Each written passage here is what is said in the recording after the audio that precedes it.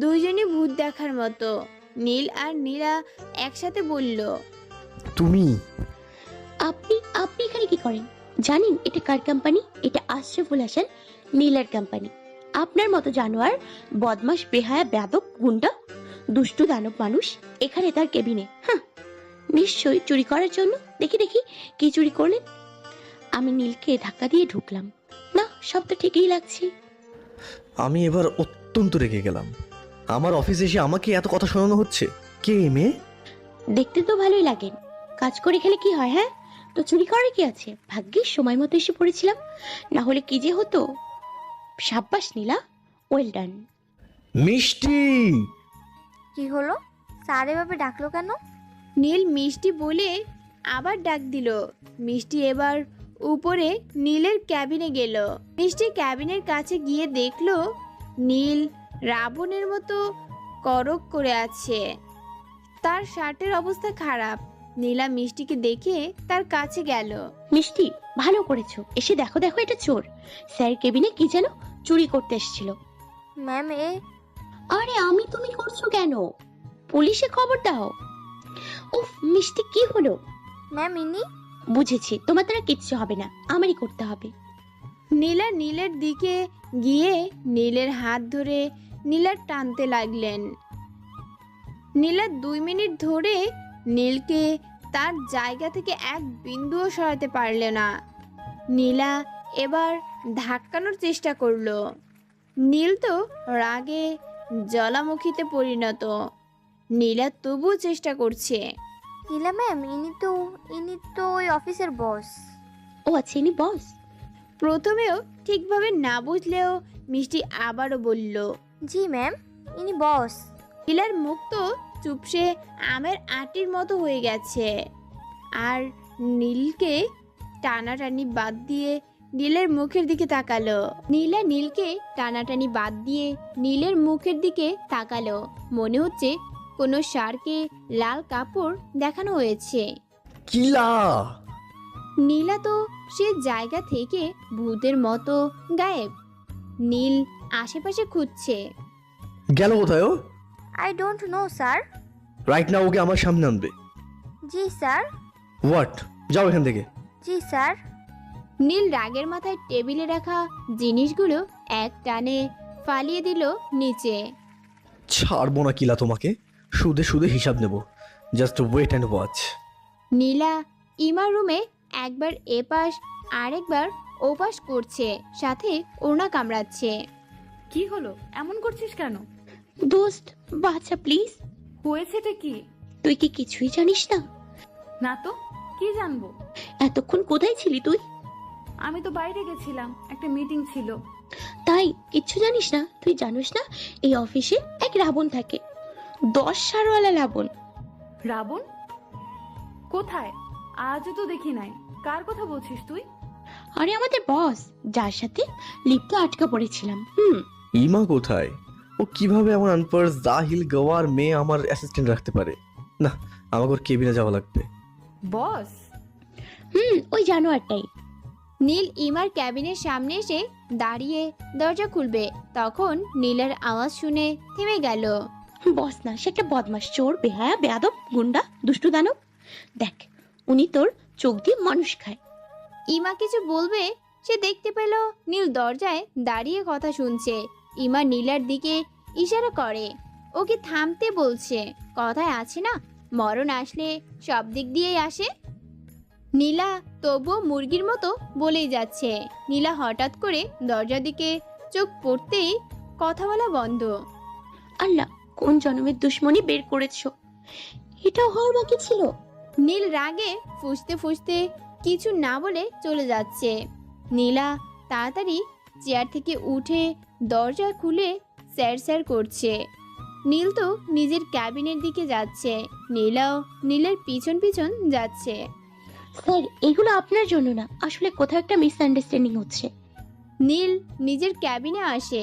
নীলা এই মিসআন্ডারস্ট্যান্ডিং শুনে ঘুরে দাঁড়ালে নীলা হঠাৎ করে নীলের উপর পড়ে যায়। এতে করে নীলার ঠোঁট নীলের সাথে লেগে যায়। নীলা বুঝতে পারেনি যে নীলা নীলের এত কাছাকাছি গিয়ে কথা বলছে। নীলার তো চোখ দুটা ডোরিমনের মতো বড় বড় হয়ে যায়। নীলা তাড়াতাড়ি নীলের ওপর থেকে সরে, নীল তো পুরাই স্যার, এটা আসলে ইচ্ছে করে না। আসলে কেমনে কি হলো? নীলা আর কিছু না বলে নীলা নীলের ক্যাবিন থেকে দৌড় দেয়। নীলের ক্যাবিন থেকে দৌড়ের কারণে অফিসের সব স্টাফ তাকায় আছে। সবাই কানাঘোষা করছে, কি হলো, এই মেয়ে এমন দৌড়ালো কেন? নীলা ইমার ক্যাবিনে এসে নিজের পার্স নিয়ে তাড়াতাড়ি বাসায় যাওয়ার জন্য পা বাড়ালো। কি রে, কোথায়? নীলার সেদিকে কান নাই। নীলা অফিস বিল্ডিং এর থেকে বের হয়ে কিছুক্ষণ আগের ঘটনা ভাবছে। নীলা গিয়েছিল কেন, আর হলো কি? কিভাবে বস? ছি ছি নীলা, এটা তুই কি করলি? গিয়েছিলি সরি বলতে, আর করে আসলি এই আকাম। না না, জীবনে এই পথে আর আসবো না। বাসায় গিয়ে রিজাইন লেটার টাইপ করে পাঠিয়ে দিব। না জানি কি ভাববে। না না, আমার আর কিছুই ভাবা যাচ্ছে না। নীলা স্কুটার চালু করে বাসার দিকে রওনা হলো। এদিকে ইমা ভাবছে, কি হলো নীলার? ও কোনো কথা শুনলো না কেন? নিশ্চয়ই ভাইয়া কিছু বলেছে। না হয় এভাবে যাবে না, ভাইয়ার কাছে গিয়ে জিজ্ঞাসা করতে হবে। ইমা নীলের ক্যাবিনে ঢুকে দেখলো নীল কেমন করে যেন দরজার দিকে তাকিয়ে আছে। ইমা নীলের কাছে গিয়ে, ভাইয়া, আই ভাইয়া। নীলের কোনো খবর নাই। ভাইয়া, হেই, কি হলো? কি হলো? কখন আসলি তুই? তুমি দেখোনি? আর এত কি ভাবছিলে? কিছু না তো, কেন? Are you fine bro? No, I am fine. আচ্ছা, নীলার সাথে কি হয়েছে? কই, কিছু না তো। মনে মনে কিছু তো হয়েছে, না হলে এমন আচরণ না। আচ্ছা ইমা, আজকে অফিসটা সামলা, আমি বাসায় যাব। শরীরটা আর ভালো লাগছে না। আচ্ছা, যাও। নীল চেয়ার থেকে কোট নিয়ে অফিস থেকে বেরিয়ে পড়ল। রাত 11টা। নীলা বিছানার এপাশ ওপাশ করছে। আজকে চাচা চাচিও বাসায় না হলে আজ চাচির মুখের কথা থামতো না। কিন্তু কথা আজ এটা না যে চাচি কি বলতো। নীলা ভাবছে কিভাবে নীলা এমন করলো। ভুল আজ তারই ছিল। যখনই চোখ বন্ধ করে বারবার একই জিনিস চোখের সামনে ভেসে আসছে। ধ্যাৎ, ঘুমো বেইমান। নীলা উঠে বসে বসে বসে ভাবছে কি হবে কালকে। এভাবে এসে পড়েছি, কে কি ভাববে। নীলা খেয়াল করলো তার পা কাঁপছে। নীলা হাত দিয়ে তার পা শক্ত করে ধরে রাখছে, কিন্তু তবুও কাঁপছে। নীলা আজ একটা কথা বুঝলো, সময় খারাপ হলে মনও তার বিরুদ্ধে কাজ করে। এদিকে নীল নিজেকে মদের নেশে ডুবিয়ে রেখেছে। একের পর এক মদের বোতল খালি করছে। তার অতীতের ছায়া হাতছানি দিয়ে ডাকছে আবার বুঝি। বারেন্ডাইটার নীলের কাছে এসে, স্যার, বার তো বন্ধ হয়ে গিয়েছে। কে কে বললে তুমি? Sir, bar is close, please leave. Do you know who I am? Sir, please চলে যান। চলে যাও? রিং দাও। Sorry sir. Sorry my foot. Where is the manager? Call the manager right now. Sir, please চলে যান। নীল নিজের কোটের pocket থেকে গান বের করে, গান লোড দিয়ে। নীল স্যার, আপনি? হ্যাঁ আমি। তোমার এই বারের লোক আমাকে ড্রিঙ্ক সার্ভ করছে না, বলছে বার নাকি বন্ধ হয়ে গেছে। আই এম সরি স্যার, ছেলেটা নতুন তাই সে জানে না আপনি কে। জানে কি না তাই এর ব্যাপার। I want drink right now.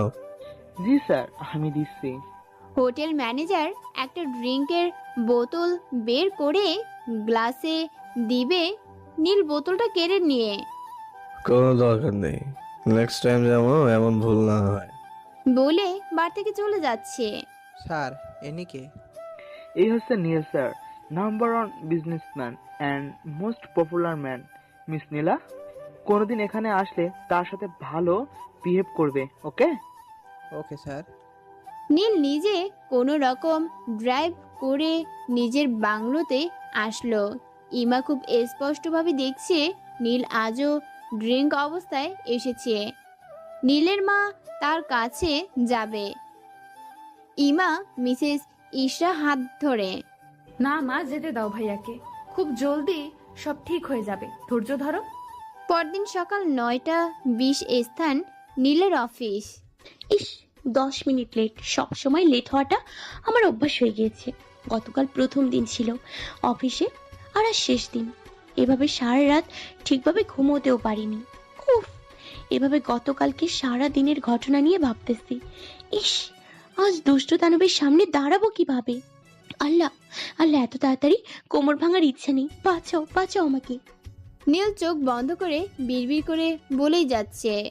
চোখে কি কোনো সমস্যা আছে? এই দুষ্ট দানবের কথা আমার কানে আসছে কেন? নীল চোখ খুলল। সে দেখলো নীল তাকে ধরে আছে। নীলের হাত কোমরে, আর নীলের হাত নীলের কোটের কলার ধরে আছে। বাতাসে চুলগুলো উড়ছে। অফিসের সবাই তাদের দিকে তাকিয়ে আছে। নীল আশেপাশে সবার দিকে তেরা চোখে তাকিয়ে দেখলো। সবাই খুব কৌতূহল দৃষ্টিতে দেখছে। নীল নীলার কোমর থেকে হাত সরালো। নীলা ধরাম করে মাটিতে পড়ে, সাথে নীলও নীলার উপর। নীল নীলাকে ছাড়লে কি হবে? নীলা তো নীলের কোটের কলার ছাড়েনি, যার ফলস্বরূপ এমন। নীল নীলার উপর পড়ার কারণে নীলা। আল্লাহ গো, কোন হাতি আমার উপরে পড়লো? কি আর রোমান্টিক সিনই হবে। হাতি শুনে নীল আবার অগ্নিমূর্তি ধারণ করলো। নীল তাড়াতাড়ি নীলার ওপর থেকে সরে। চোখ কি বাসায় ফেলে আসো নাকি? আর এটা কি মামার বাড়ি গার্ডেন পাইছো যে চোখ উপরে তুলে হাঁটো সবসময়? নীলা নিচের থেকে উঠে। না মানে দানব, না মানে স্যার। আমার কেবিনে আসো রাইট নাও। জি স্যার। তুই শেষ নীলা, বিদায় পৃথিবী বিদায়। কেউ কবর ঘোর, আমি আসতেছি। এই দানব আমাকে মেরেই ফেলবে। আম্মু আব্বু, আমি আসতেছি। কেউ কি নাই যে আমাকে বাঁচাবে? ম্যাম জলদি যান, না হয় স্যার আরও রাখবে। আচ্ছা, একটু পানি হবে? পানি? না ম্যাম। আচ্ছা যাই। নীল নীলার ক্যাবিনে ঢুকে। স্যার। Get back. কি? আবারও যাও, দরজায় গিয়ে নক করে আমার পারমিশন নিয়ে ঢুকবে। জি স্যার, আসবো স্যার। আসো। কয়টা বাজে? 9:45 বাজে স্যার। অফিস আওয়ার্স কয়টা? 9টা, কিন্তু এসেছো কয়টায়? 9:20-এ, কিন্তু। আবার কিন্তু? কি এত কিন্তু কিন্তু করো? জব করতে আসছো নাকি ফাজলামি করতে? স্যার, আমি জব করব না। ও, এই নিন স্যার আমার টার্মিনেশন লেটার। আমি এখন থেকে আর এই কোম্পানির কোনো এমপ্লয়ারই না। ওকে, ইটস গুড ফর কোম্পানি। আর টাকা? সরি স্যার, কিসের টাকা? এই কোম্পানি রুলস, কেউ 5 বছর আগে কোম্পানি ছেড়ে গেলে তাকে 1 কোটি টাকা দিতে হবে। আস্তাগফিরুল্লাহ, স্যার টাকা দিব কেন? আমি তো চাকরি ছাড়িনি। নীলের হাত থেকে কাগজ নিয়ে কচুর মচুর করে কাগজ মুখে পুরে নিল, এক প্রকার গিলে ফেলল। নীল নীলের এই কাণ্ড দেখে থতমত। মিস কিলা, নিজের কেবিনে গিয়ে কাজ করো তাহলে। জি স্যার। নীলা দরজার কাছে গিয়ে।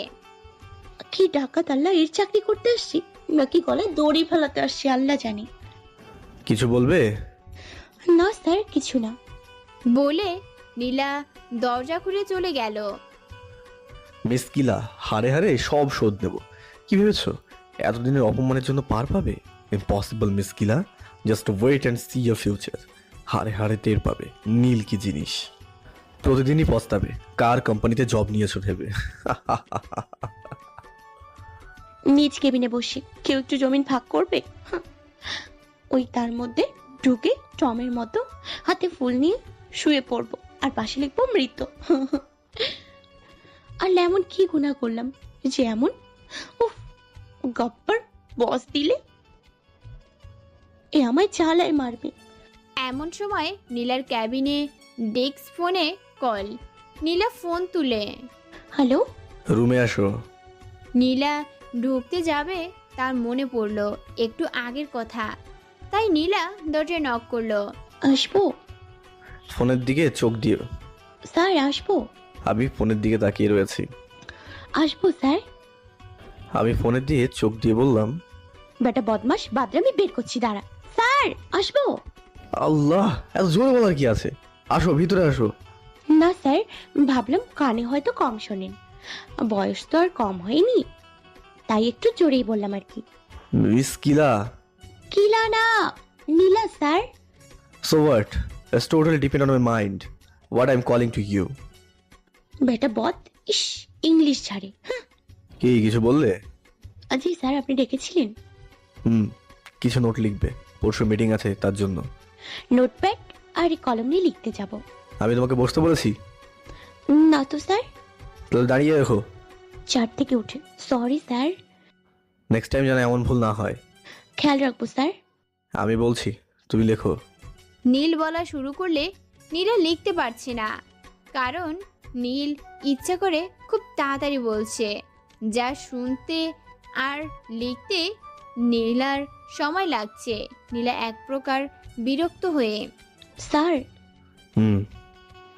স্যার আমার ডিটেকশন লেখা শেষ। এই মেয়ে এত জলদি লিখলো কিভাবে?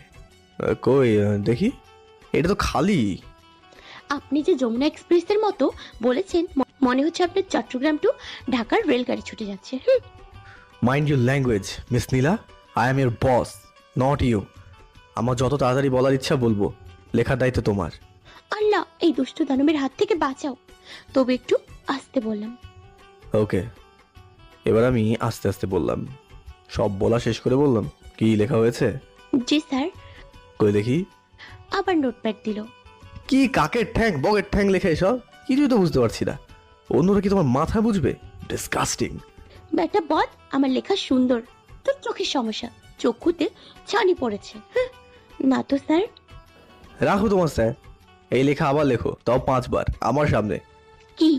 কানে কি সমস্যা আছে নাকি? না স্যার। তাহলে লেখো আমার সামনে। জি স্যার। নীলা আবার ডিরেকশন লেখা শুরু করলো। নীল খেয়াল করলো নীলা সামনের চুলগুলো নীলার মুখের সামনে এসে বারবার, নীলা কলম মুখে ভরে হাত দিয়ে সামনের চুলগুলো কানের পিছন করছে।